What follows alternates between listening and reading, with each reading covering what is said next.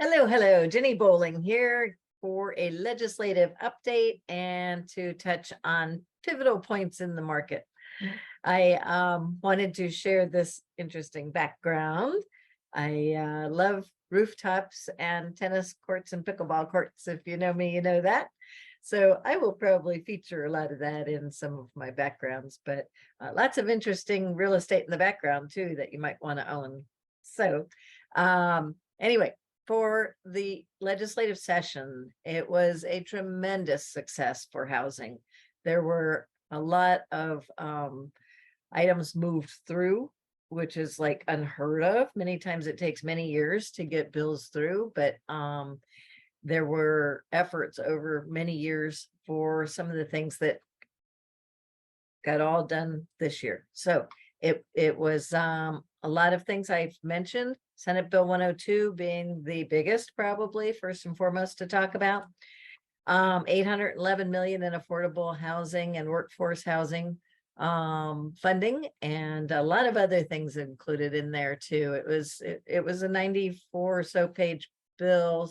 I didn't look at what the final was on the adopted version, but excuse me, if you're in affordable housing, you definitely should read through it or get a legal opinion on what all it provides for. It does complement the legislation passed last year that expanded permitted uses in other zoning districts, and depending on what percentage of your properties are dedicated to affordable housing, it makes a difference. So take a look. And so property tax discounts, there was a lot of things that local governments weren't so sure that they really had the ability to do. So this affirms and encourages more effort to supply housing and or approve housing and expedite the processes, in fact, too, and then fund it, tax incentives. So that was signed by DeSantis and goes into law July 1st.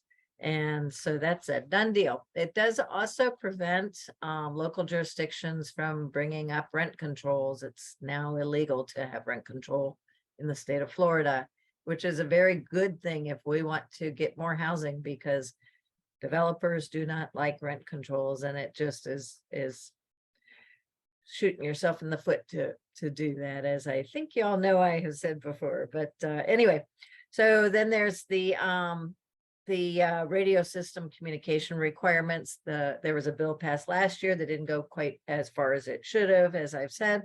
And so that was passed unanimously. The fire marshals came on board and thought that it was fair and reasonable. So that passed, and now it awaits DeSantis's signature.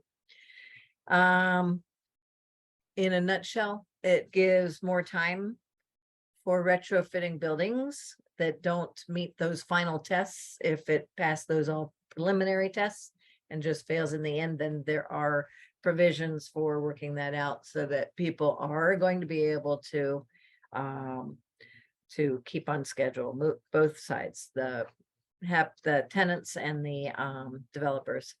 So then there's also Senate Bill 494, which establishes statutory requirements related to security deposit alternatives. Now, this is probably a hot topic to a lot of people. The original drafts were requiring that the alternatives be offered, whether it be through insurance or other ways for people to make security deposits. And now it's a voluntary program. And so there is some language that's going to be required in whenever you're making these offers, especially because people might suddenly now want to quit paying those fees and pay the security deposit. They might now be able to. And so, you know, there was a lot of language that needed to be added there. That is awaiting DeSantis's signature. We don't expect any problems with that. Then there's Senate Bill 170, which would require local governments to issue business impact statements prior to passing a local ordinance. And it must be posted on the local government website. And if there's a legal challenge to the ordinance, they can't start enforcing it until the challenge has been resolved. And it provides for up to $50,000 in attorney fees to the prevailing party. So much more fair. That is awaiting DeSantis's signature. Don't expect a problem there either. That's a major thing because there's a lot of small cities, counties that are trying to do different things, and it just makes it very hard for developers to come in and be able to stay in compliance if everybody is different, and some are penalizing developers with a lot of things. Actually, there's some height restrictions and whatnot was in that Senate Bill 102.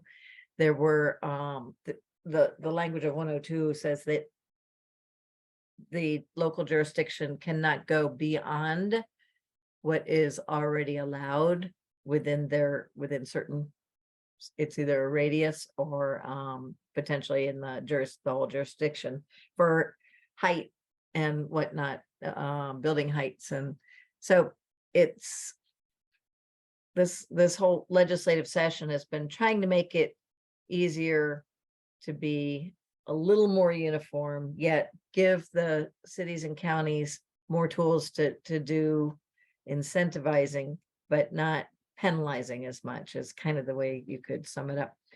Some things you might have heard about, but that did not get passed would be flood zone disclosures. There was discussion about requiring the landlords disclose flood zones to all the tenants. That did not pass.